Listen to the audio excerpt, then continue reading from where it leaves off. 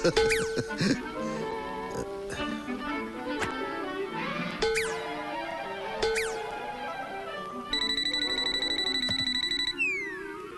ഞാൻ ദിനേശനാണ്. ഏത് CBI? എവിടുത്തെ CBI? എടോ, CBIയും സേതുരാമയ്യരും ഒക്കെ സിനിമയിൽ നടക്കും.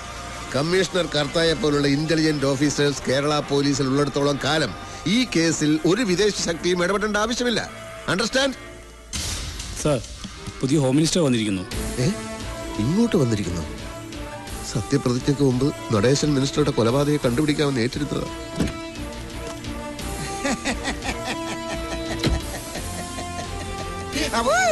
സുഖം തന്നെ അല്ലേടോ സാർ? ഒരു മുന്നറിയിപ്പില്ലാതെ പെട്ടെന്ന് ഇങ്ങോട്ട്. മിനിസ്റ്റർ തങ്കപ്പൻ അങ്ങനെയാണ്, സുനാമി പോലെ വരും പോകും. പോലീസ് ഡിപ്പാർട്ട്മെന്റ് എപ്പോഴും സ്മാർട്ടിഫിക്കേഷൻ ആയിരിക്കാൻ വേണ്ടിയുള്ള ഒരു സ്ട്രാറ്റജിയാണ്. സ്ട്രാറ്റജി എന്നെയാണ് പറയാൻ വന്നതും. സാർ, അകത്തോട്ടിരിക്കാം. അയ്യോ, വൈ നോട്ട്? എനിക്കങ്ങനെ തന്നിൽ താഴ്ന്നവരെന്നോ വലിപ്പ ചെറുപ്പ വ്യത്യാസമോ ഒന്നുമില്ല. എവിടെ വേണമെങ്കിലും ഇരിക്കും. താനിരിക്കും. വാടോ. പറഞ്ഞിരുന്നെങ്കിൽ ഞാൻ അങ്ങോട്ട് വരുമായിരുന്നു. കേസ് അന്വേഷണത്തിനിടയിൽ നിങ്ങൾ തല്ലുകൊണ്ട് ദുരിതാശ്വാസ ക്യാമ്പിലായിരുന്നെന്ന് കേട്ടല്ലോ. അല്ല, ഞാൻ ഹോസ്പിറ്റലിലായിരുന്നു. അത് തന്നെ ഞാൻ ഉദ്ദേശിച്ചത്. ഈ പാർട്ടി ഹൈക്കമാൻഡിന്റെയും കൂട്ടുകക്ഷികളുടെയും നിർബന്ധം സഹിക്കാനാവാതെ വന്നപ്പോ ഞാൻ മന്ത്രി ആയെങ്കിലും നിങ്ങളെപ്പോലുള്ള പോലീസുകാരൊക്കെ എനിക്ക് മറക്കാൻ പറ്റുമോ? ഞാൻ നിങ്ങളെ നേരിട്ട് കണ്ട് അഭിനന്ദിക്കാൻ വന്നാണ്.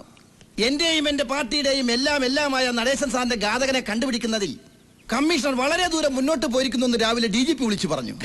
അറിഞ്ഞ ഉടനെ ഹോസ്പിറ്റലിലേക്ക് പുറപ്പെട്ടാ. അപ്പൊ ഞാനാ പറഞ്ഞ് ഡിസ്ചാർജ് ആയി വീട്ടിലുണ്ടെന്ന്.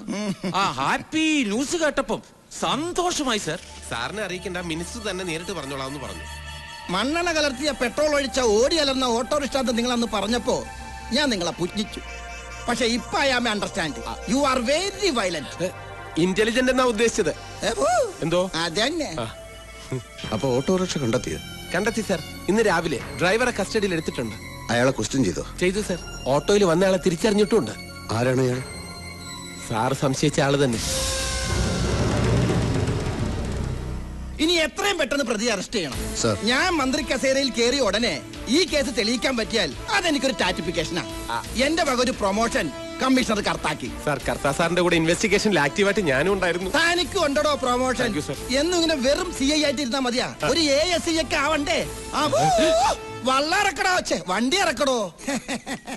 താൻ ASI ആയാൽ എനിക്കത് വലിയ സർട്ടിഫിക്കേഷൻ ആയിരിക്കും. എന്നെ വിശ്വസിക്കണം സർ, ഞാൻ പറഞ്ഞതെല്ലാം സത്യമാണ്. ഓക്കെ, അപ്പൊ നന്ദിനി മിനിസ്റ്ററുടെ പേഴ്സണൽ ബംഗ്ലാവിൽ പോയിട്ടില്ല, അദ്ദേഹത്തെ കണ്ടിട്ടില്ല, അദ്ദേഹത്തിന്റെ കൊലപാതകവുമായി യാതൊരു ബന്ധവുമില്ല അല്ലേ? ഇല്ല സർ. വിഘ്നേഷ് സാർ, ഭാർഗവ അയാളെങ്ങ് കൊണ്ടുവരും.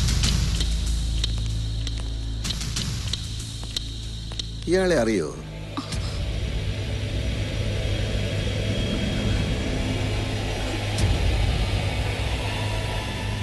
താൻ ഇവരെ അറിയോ? അറിയും സാറേ. എങ്ങനെ അറിയും? ഞങ്ങളും പത്രങ്ങളും ടിവികളും ഒക്കെ കാണുന്നവർ തന്നെ. നടേശ സാറിനെതിരെ കേസ് കൊടുത്തത് ഇവര് തന്നെയല്ലേ? അന്ന് തന്റെ ഓട്ടോയിൽ അവിടെ വന്നിറങ്ങിയത് ഇവര് തന്നെയാണെന്ന് ഉറപ്പാണോ? തന്നെ സാർ, ഞാൻ എന്റെ കണ്ണുകൾ കൊണ്ട് കണ്ടു തന്നെ. ഇവര് തന്നെ. എന്നാ താൻ പോയിക്കോ.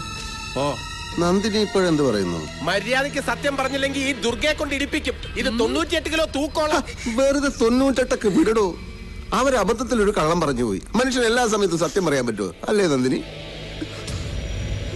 മിനിസ്റ്റർക്കെതിരെ കൊടുത്ത അപകീർത്തി കേസിന്റെ പരാജയം, കോളേജിൽ വെച്ചുള്ള മിനിസ്റ്ററുടെ ആക്ഷേപ പ്രസംഗം, മകനെ കയ്യിൽ കിട്ടിയാൽ കൊന്നുകളയുമോ എന്നുള്ള ഭയം, ഇങ്ങനെയുള്ളൊരു മാനസികാവസ്ഥയിൽ ഏതൊരാളും കൊലപാതകയായി പോകാം. ദാറ്റ് ഈസ് ക്വൈറ്റ് നാച്ചുറൽ അല്ലേ നന്ദിനി? ഇല്ല സർ, ഞാൻ ആരെയും കൊന്നിട്ടില്ല. പിന്നെ നിങ്ങൾ എന്തൊരു ഗസ്റ്റ് ഹൗസിൽ പോയി? സംഭവം നടന്ന ദിവസം 7:15 സിറ്റി ഹോസ്പിറ്റലിൽ നിന്ന് നിങ്ങൾ മിനിസ്റ്ററുടെ സെൽഫോണിൽ വിളിച്ചിരുന്നു. വേണ്ട നന്ദിനി, കള്ളം പറഞ്ഞ് അധിക നേരം പിടിച്ചു നിൽക്കാമെന്ന് വ്യാമോഹിക്കേണ്ട. എന്തിനാണ് നിങ്ങൾ മിനിസ്റ്ററെ വിളിച്ചത്? മറ്റൊരു വഴി ഇല്ലാഞ്ഞിട്ട്. ഞാനൊരു വഴി പറയാം. ഞാൻ വിളിച്ചു. എന്റെ മോൻ അയാളുടെ പേഴ്സണൽ കസ്റ്റഡിയിലാണെന്നും ഗസ്റ്റ് ഹൗസിൽ ചെന്ന് മാപ്പ് പറഞ്ഞാൽ കൊല്ലാതെ വിട്ടയക്കാമെന്നും പറഞ്ഞു. അതനുസരിച്ച് നിങ്ങൾ അവിടെ പോയി. അതിനു മുമ്പ് അവിടെ പോയിട്ടുണ്ടോ? ഇല്ല, പക്ഷെ സ്ഥലം അറിയായിരുന്നു. ഗസ്റ്റ് ഹൗസിൽ ചെന്നപ്പോ മുൻവശത്തെ ഗേറ്റ് അടച്ചിരിക്കുകയായിരുന്നു അല്ലേ? ഓട്ടോറിക്ഷക്കാരനാണ് പിൻവശത്തെ ഗേറ്റ് കാണിച്ചു തന്നത്. അതെ. അകത്തെത്തിയപ്പോഴാണ് അത് നിങ്ങളെ കയ്യിൽ കിട്ടാനുള്ള ട്രാപ്പായിരുന്നു എന്ന് നിങ്ങൾക്ക് മനസ്സിലായത്. നന്നായി മദ്യപിച്ചിരുന്ന മിനിസ്റ്റർ നിങ്ങളെ കടന്നു പിടിച്ചു. പിടിവലിക്കിടയിൽ തെറിച്ചു വീണ അയാളെ നിങ്ങൾ വാനിറ്റി ബാഗിൽ എപ്പോഴും കൊണ്ടു നടക്കാറുള്ള കത്തിയെടുത്ത് പുറകിൽ നിന്ന് ആഞ്ഞു കുത്തി. നോ, ഇല്ല, ഞാൻ കൊന്നിട്ടില്ല.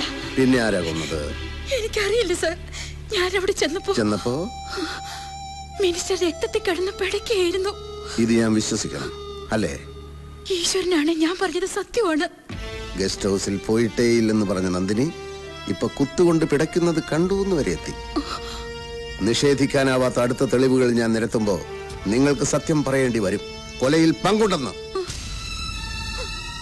തൽക്കാലം പോയിക്കോളൂ.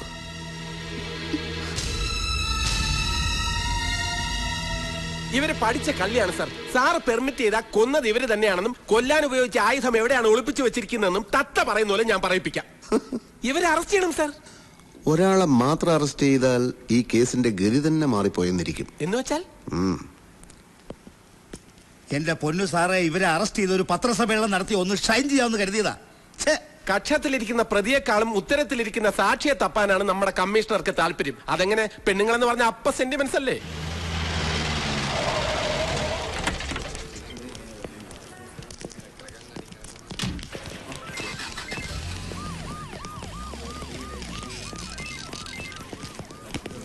സാറിന് 100 ആയുസാ. അത്രയും വേണോ മിസ്റ്റർ അലക്സ് പോൾ? 100 കൊല്ലം കഴുതിയായിട്ട് ജീവിക്കുന്നതിനേക്കാൾ 6 കൊല്ലം സിംഹമായിട്ട് ജീവിക്കുന്നതാണ് എനിക്കിഷ്ടം.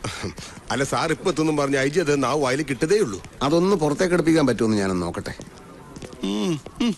ഇനിയും പ്രശ്നം ഉണ്ടാക്കിയ ഹോം മിനിസ്റ്ററുടെ പാർട്ടിക്കാരാണ് നോക്കേണ്ട ആവശ്യമില്ല. വെച്ച് താങ്ങിയരെ എന്ന് പറഞ്ഞ പൊതുമുതൽ നശിപ്പിക്കുന്നവരെ വെറുതെ വിടാൻ പറ്റുമോ? താൻ തന്റെ ഡ്യൂട്ടി ഇടൂ.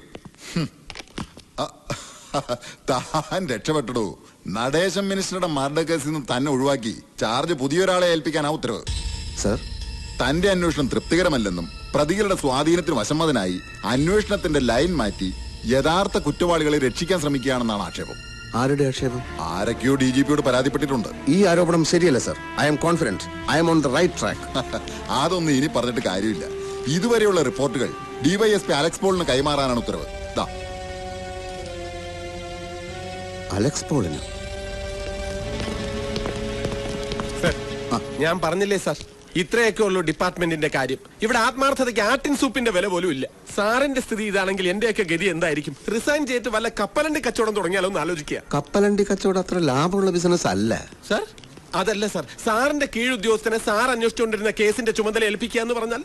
നമ്മുടെ ജോലിയുടെ സ്വഭാവം അനുസരിച്ച് നമ്മൾ അത്ര പെട്ടെന്ന് ഡിസ്പിരിറ്റഡ് ആവാൻ പാടില്ല. ഡിപ്പാർട്ട്മെന്റിനെ ബോധ്യപ്പെടുത്താൻ വേണ്ടിയല്ല ഞാൻ ഈ കേസ് ഏറ്റെടുത്തത്. എന്ത് വന്നാലും ഈ കേസിൽ നിന്ന് ഞാൻ പിന്മാറില്ല. ഒഫീഷ്യലായിട്ടല്ലെങ്കിലും ഇൻവെസ്റ്റിഗേഷൻ തുടരും. തന്റെ സഹായം എനിക്ക് വേണ്ടിവരും. സാർ,